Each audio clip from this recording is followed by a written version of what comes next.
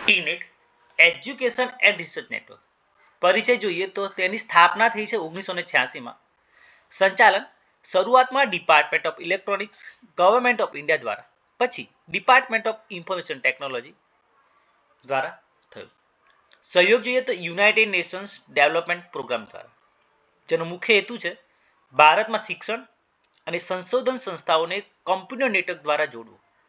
સરળ શબ્દોમાં જોઈએ તો ભારતનું પ્રથમ શૈક્ષણિક અને સંશોધન નેટવર્ક.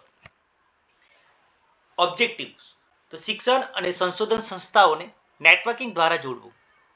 ઇન્ફોર્મેશન શેરિંગ, જ્યાં ડેટા, રિસર્ચ પેપર અને ડેટાબેઝને એકબીજા સાથે વહેંચણી કરવી. ઈમેલ, ઇન્ટરનેટ એક્સેસ જેવી આઈસીટી આધારિત સેવાઓ પ્રદાન કરવી. રિસર્ચ કોલાબોરેશનને પ્રોત્સાહિત કરવું. એલઆઈએસ અને રિસર્ચ લાઇબ્રેરીને ગ્લોબલ ડેટાબેઝ સાથે જોડવું. આઈટીનો ઉપયોગ કરીને કેપેસિટી બિલ્ડિંગ કરવી. ભારતના યુનિવર્સિટીઝ, આઈઆઈટીઝ, આઈઆઈએમ્સ, રિસર્ચ સેન્ટર્સને એક જ નેટવર્ક પર લાવવું. કાર્ય જોઈએ તો નેટવર્ક કનેક્ટિવિટી, જે 1986 થી 1990 દરમિયાન આઈઆઈટી, આઈએસસી, એનસીઆરટી, ડીઓઈ લેબ્સને સેટેલાઇટ બેઝ નેટવર્કિંગ તથા પ્રથમવાર ભારતમાં ઈમેલ સર્વિસ ઉપલબ્ધ કરાવી.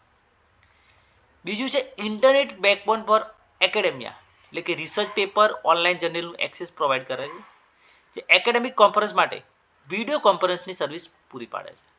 રિસોર્સ શેરિંગ તો લાઇબ્રેરી વચ્ચે યુનિયન કેટલોગ અને ડેટાબેઝનો ઉપયોગ કરીને એકબીજા સાથે રિસોર્સની શેરિંગ કરે છે તથા ડોક્યુમેન્ટ ડિલિવરી સર્વિસ માટે ઉપયોગી છે.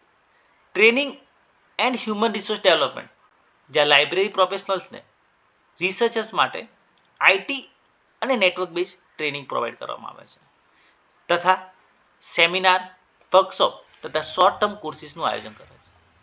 આઈસીટી પ્રોજેક્ટ જોઈએ તો ઈ એજ્યુકેશન, ડિજિટલ લાઇબ્રેરી તથા રૂરલ સ્કૂલ્સ અને કોલેજને ઇન્ટરનેટ એક્સેસ આપવું. કોલાબોરેશનમાં ઇન્ટરનેશનલ નેટવર્ક સાથે ઇન્ટરકનેક્ટિવિટી સ્થાપવી તથા રિસર્ચ કોલાબોરેશન બિટવીન ઇન્ડિયન અને ફોરેન સંસ્થાઓ. લાઇબ્રેરી સાયન્સ ક્ષેત્રે મહત્વ જોઈએ તો લાઇબ્રેરી સાયન્સ પ્રોફેશનલ માટે નેટવર્કિંગ કોન્સેપ્ટ સમજવા ઉત્તમ ઉદાહરણ છે. લાઇબ્રેરીને પ્રથમવાર ઇન્ટરનેટ એક્સેસ મળ્યું. રિસોર્સ શેરિંગ અને online database library science service માટે સરળ બન્યા. કરંટ અવેરનેસ, એસડીઆઈ, આઈએલએલ જેવી રેફરન્સ સર્વિસ ઓનલાઈન બની.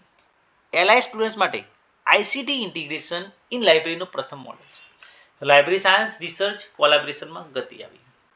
ફાયદા જોઈએ તો ભારતમાં ઇન્ટરનેટ શરૂ કરનારું પ્રથમ નેટવર્ક. એકેડેમિક અને રિસર્ચ કોલાબોરેશનમાં ગતિ આવી. લાઇબ્રેરીને વૈશ્વિક સ્તરે એક્સેસ મળ્યો. રૂરલ કોલેજ અને યુનિવર્સિટી સુધી આઈસીટી સેવાઓ પહોંચી. લાઇબ્રેરી સાયન્સ પ્રોફેશનલ માટે ટ્રેનિંગની ઓપોર્ચ્યુનિટીઓ વધી.